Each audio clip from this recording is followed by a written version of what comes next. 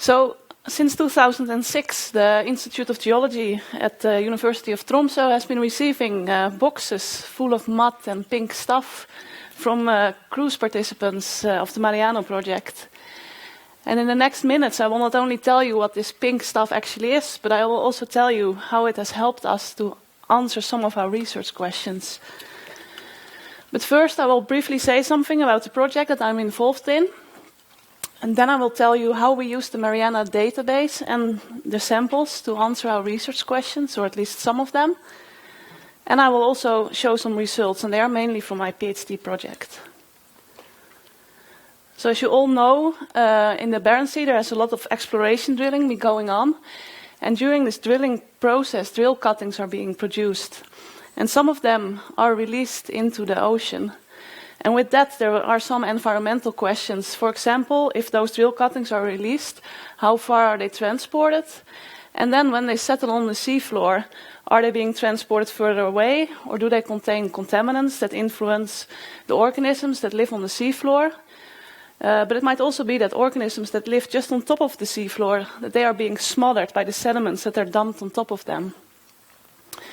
So during my PhD, I was involved in a project called the Environmental Waste Management Project, EWMA, and that later evolved into the Barents Sea Drill Cutting Research Initiative, also known as BARCUT. And the main objective of that project is to identify the distribution and accumulation of drill cuttings and their contaminants, and how they affect benthic foraminiferal assemblages. So what are those benthic foraminifera? They are often ignored by biologists, but for us geologists they are very important. They are tiny shells, the size of a salt grain, and they live on top of the sediment, or just in the first few centimeters of the sediment. So there are a lot of different ones, and they typically have a shell either of calcium carbonate, that are those ones, or a shell made out of sand grains. And they are very good indicators of the state of the environment, both the natural state but also the contaminated state. And that is because they have a very specific habitat. So the kind of foraminifera that you will find depend on, for example, the temperature and the salinity of the water mass, but also on the grain size and the amount of food that is available.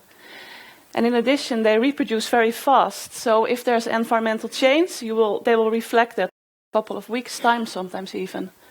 But the great advantage of them is that they stay preserved in the sediment. So you can take a sediment core and go back in time and then see what your original state of the environment is and how that has changed after, for example, anthropogenic impact.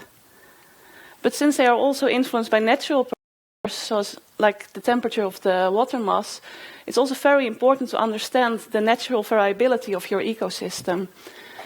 So that's what I've used those MAREANO samples for. So now we come to them. Here you see some sediment in the bottom and this pink stuff on top. That's some mixture of ethanol and rose bengal. And rose bengal is a dyeing agent, and that makes everything that is alive pink. So that allows me to go, like 5 years later, look at those samples and know exactly which foraminifera were alive when I took those samples. And the samples that were collected, they cover the top 1 centimeter of the sediment, and they were collected all along the Norwegian coast, and also in the Barents Sea.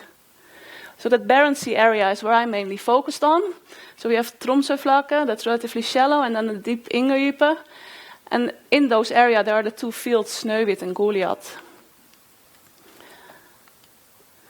So the material that I studied are in yellow, the MAREANO samples, in total 19, and they were collected in 2006 and 2007.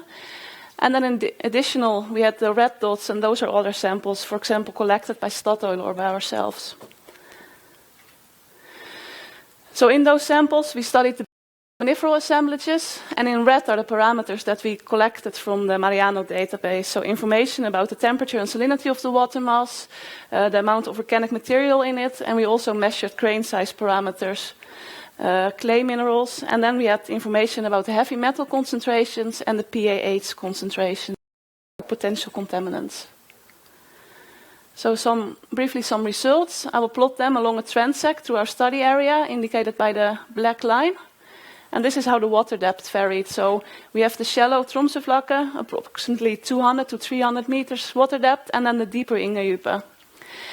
And then if we look at the grain size properties, we have seen it earlier today. In light gray are the finer grain sizes, and they are higher at deeper water depths, and that's because the bottom current is more calm there.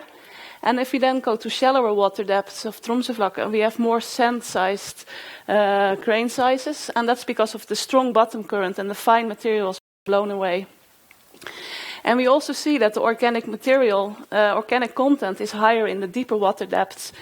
And that's partly because organic matter is sticking to clay, but in this area we also have inflow of Atlantic water, and the Atlantic water is known to transport organic material.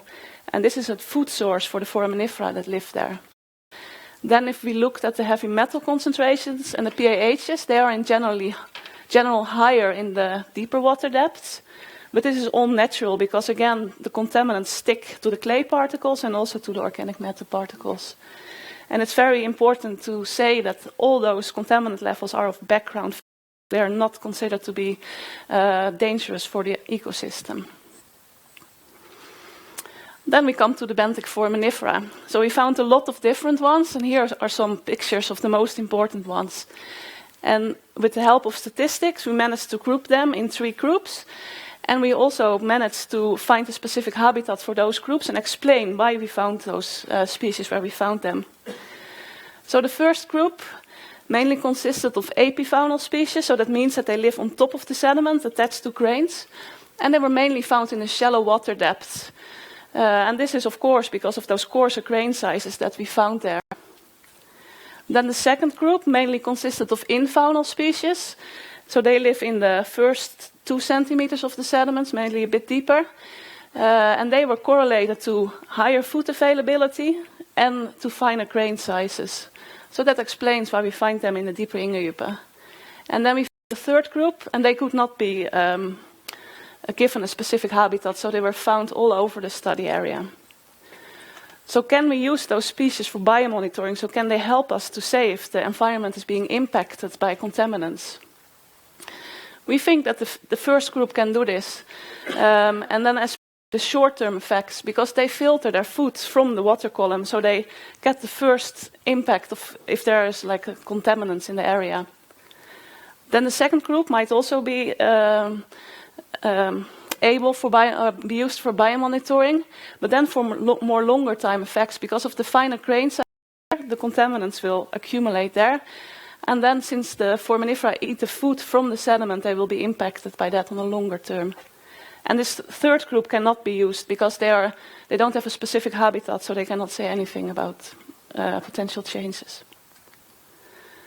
So a summary, the contaminants have background values, and they could be explained by natural parameters like grain size and organic matter content.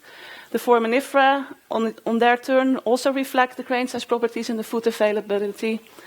And we think that this area is very valuable to monitor potential changes from petroleum activity. So what is next? Now I only studied about 20 samples, but we have at least 80 samples left in our storage from all the way the Norwegian coast. But our main focus area will be the Barents Sea, the northern part, and then especially this new, previously disputed area. So thank you very much for your attention. If you want to read more, then we have published this in 2 papers, actually. And I would really like to thank the MAREANO project, and especially Anne for coordinating this. And I'm very happy to answer questions either later today or by email. Thank you.